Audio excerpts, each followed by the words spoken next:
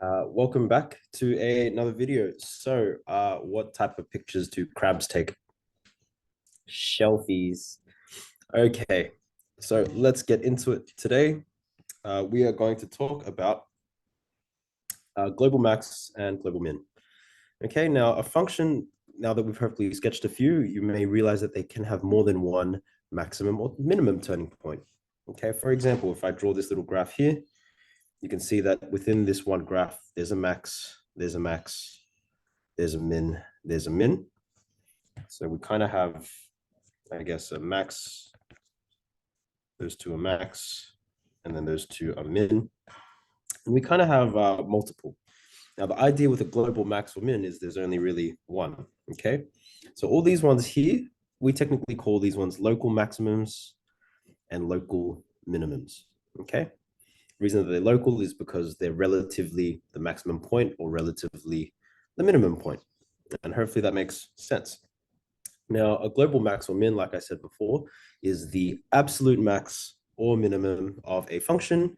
And it's usually talked about, we restrict the domain and we kind of talk about it. So I've kind of drawn this little diagram here. And so I'm just going to label some things here. That's a max. That's definitely a min.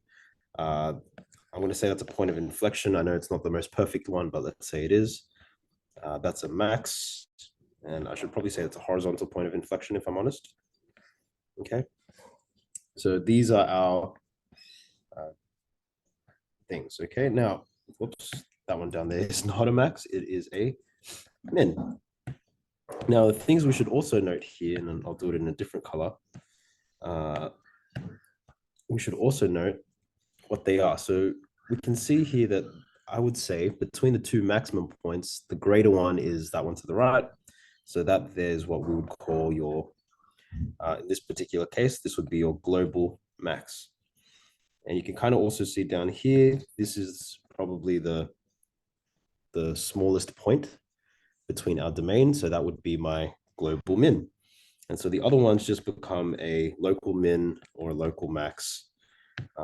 Those are your kind of like local, yeah, so to speak. Hopefully that's making sense. So within a given domain, there's only one global max, one global min.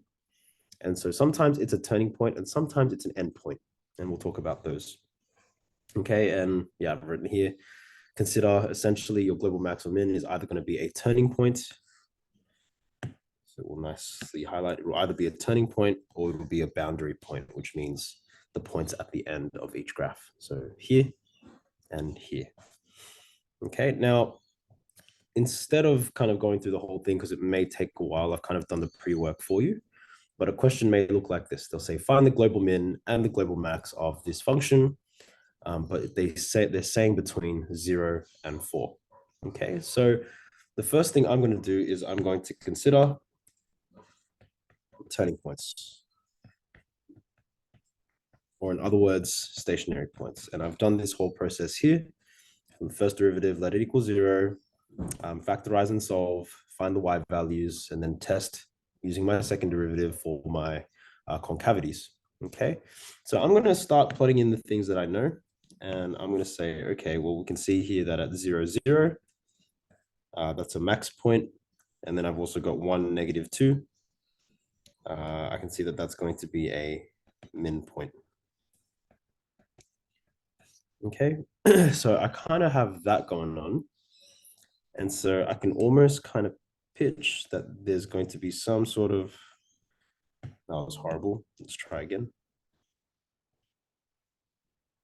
Okay, not perfect, but I'm going to pretend that that's what my graph kind of looks like. Now, the other thing we should probably note here is there's also, if I'm looking at this, I need to test my endpoint. So I'm only looking between x equals 0. Did I say 0 and 4? Okay, so let's look between 0 and x equals 4. I'm going to say is roughly there. Okay, so you can see here that if I continue on my graph, I'm expecting that my graph is going to probably cut somewhere there. So if I'm looking in this restricted domain, my minimum should be this point here, and my maximum is most likely to be that point there. So how do I find that point there? Well, I sub x equals 4 into my function. So that, and I plug it into my original, which in this particular case is 4x cubed minus 6x squared. Okay, and that value there, f of 4 will equal to, should have calculated this beforehand, 4 times 4 to the power of 3 minus 6 times 4 squared. So that's going to give me a value of 160 up here. Okay, so technically that point there is 160. Okay, I'll get rid of that and put it there. So looking at this one here, it says find the global min and the global max. My global min for this one, the smallest value within this domain has to be that point there. So my global min, I just pick the y value, it's just going to be -2. But for my global max, I can see that the largest value within this domain is actually at 4. So it's going to be a maximum value of 160. And so I'll write a little note here, your global min and your global max. We're just talking about the y value here, okay? So hopefully that helps. Now keep in mind, I should have noted that 0, 0, that's a local maximum, but it's not the global. So within here, your largest value of y is 160. So we take that point. Hope that helps. And I'll catch you guys in the next video. See you guys later.